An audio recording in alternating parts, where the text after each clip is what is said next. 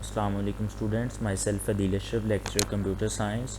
Students, आज chapter number 3 हम start करने जा रहे हैं। चैप्टर नंबर 3 का जो हमारे पास नेम है वो डाटा कम्युनिकेशन है। चैप्टर नंबर 2 में हमने नेटवर्क्स को डिस्कस किया, नेटवर्क होता क्या है, और उसके बाद जो कम्युनिकेशन है वो नेटवर्क में किस तरह से होती है। उसी चीज़ को आगे हम कंटिन्यू करते हैं कि कम्युनिकेशन, इसमें हम देखेंगे कि एक्चुअली में कम्युनिकेशन क्या होती है। और आपको सिंपल पता है कि कम्युनिकेशन हमेशा डाटा की होती है। हम डाटा को ही ट्रांसफ़र करते हैं एक जगह से दूसरी जगह, और इस चीज़ को हम डाटा कम्युनिकेशन बोलते हैं। अब स्टूडेंट्स देखिएगा, आपके पास कोई भी आपकी फ़ाइल है, कोई भी इंफॉर्मेशन है, कोई भी डाटा है जो आपके मोबाइल फ़ोन में, जो आपके कंप्यूटर सिस्टम में पड़ा हुआ है, वही चीज़ किसी दूसरे पर्सन को रिक्वायर है। तो जब आप वो चीज़ किसी दूसरे पर्सन को सेंड करते हैं, एक जगह से दूसरी जगह जब वो चीज़ मूव करती है, तो इस चीज़ को डाटा ट्रांसफॉर्मेशन कहते हैं, डाटा कम्युनिकेशन कहते हैं। बेसिकली आपके पास कम्युनिकेशन एक प्रोसेस है जिसमें हम डाटा को सेंड भी करते हैं और डाटा को रिसीव भी करते हैं। कम्युनिकेशन हमेशा टू वे होती है, वन वे कम्युनिकेशन हो सकती है, लेकिन हम जो कम्युनिकेशन करते हैं, जिसको यूज़ करते हैं, वो हमेशा टू वे होती है। यानी कि सेंडिंग साइड से डाटा जाता भी है और रिसीविंग साइड पे रिसीव होने के बाद उसके बाद आपको रिस्पॉन्स भी आता है, वो पर्सन भी आपको डाटा सेंड या रिसीव कर सकता है। अब स्टूडेंट्स, आपके पास जो फर्स्ट क्वेश्चन है वो यही है, what is data communication, briefly explain the basic components of data communication network. यानी कि डाटा कम्युनिकेशन नेटवर्क के जो 5 मेजर कंपोनेंट्स हैं, जिस जिस चीज़ के थ्रू आपकी डाटा कम्युनिकेशन होती है, वो बेसिक कंपोनेंट्स होते हैं डाटा कम्युनिकेशन के या कम्युनिकेशन नेटवर्क के।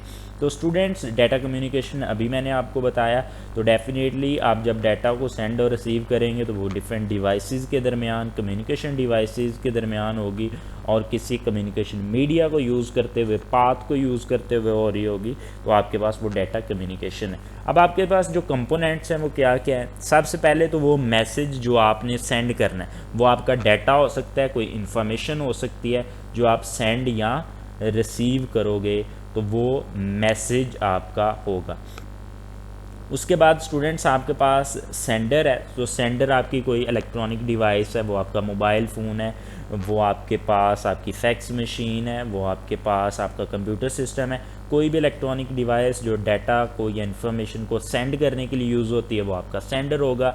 रिसीवर कौन सी डिवाइस है? इसी तरह से इलेक्ट्रॉनिक डिवाइस है जो डाटा को रिसीव करने के लिए यूज़ होगी, वो आपका रिसीवर होगा। इसमें आपका प्रिंटर भी ऐड हो सकता है, इसमें आपकी फैक्स मशीन, आपका कंप्यूटर सिस्टम, मोबाइल फ़ोन, या आपका रिसीवर हो सकते हैं। उसके बाद स्टूडेंट, जो आपके पास फोर्थ वन है, वो कम्युनिकेशन चैनल है।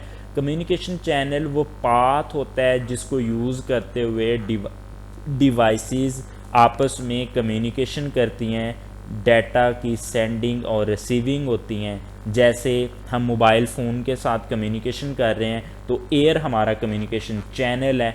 अगर हम एक नेटवर्क के अंदर जुड़े हुए हैं, computer system, 5 computer system cable के थ्रू, वायर के थ्रू हमने जोड़े हुए हैं, तो इधर जो हमारा कम्युनिकेशन मीडिया है, कम्युनिकेशन पाथ है या कम्युनिकेशन चैनल है, वो वायर है।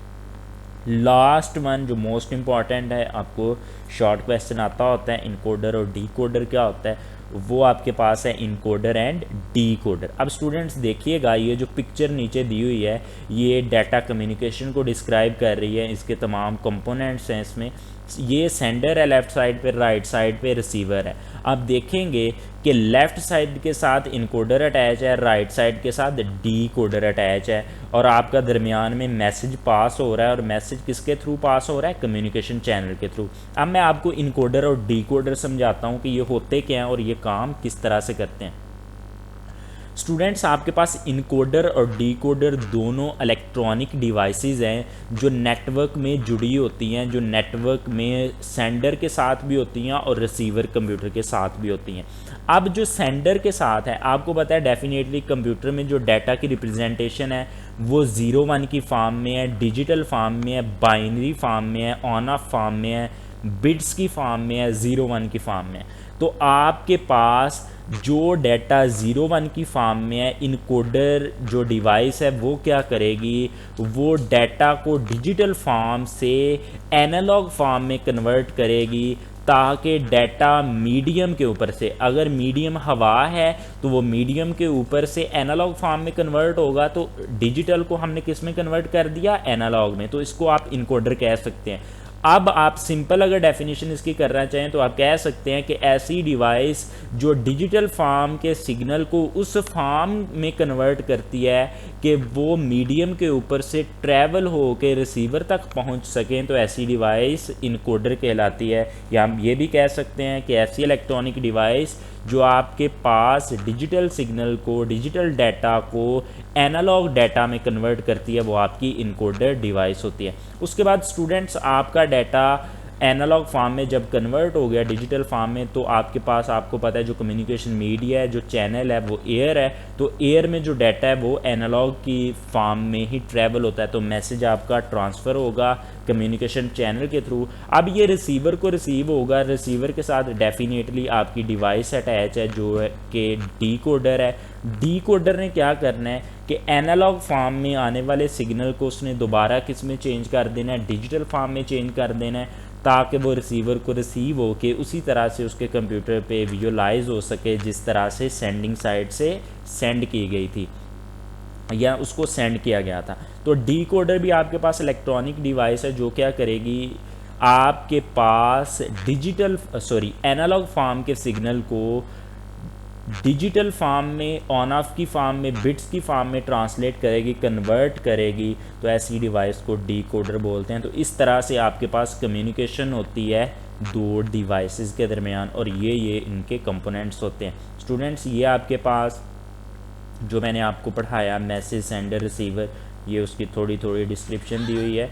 एक चीज़ आपने याद रखनी है कि आपके पास जो रिसीवर है उसको आप सिंक भी कहते हैं, रिसीवर का जो दूसरा नाम है उसको सिंक भी कहते हैं। इसको अंडरलाइन कर लीजिएगा, एमसीक्यूज में आ सकता है आपको। जी स्टूडेंट्स, ये था आपके पास आज का आपका लेक्चर। उम्मीद करता हूँ आपको समझ आया होगा। बिल्कुल सिंपल है, आपने डाटा कम्युनिकेशन पढ़ा, डाटा कम्युनिकेशन क्या होती है, कम्युनिकेशन एक्चुअली में क्या होती है, और ये किन कंपोनेंट्स के थ्रू होती है, कौन कौन सी चीज़ें डाटा कम्युनिकेशन में इन्वॉल्व होती हैं, वो पांचों की पांचों आपने डिटेल के साथ देखी। Thank you very much. अल्लाह हाफिज़।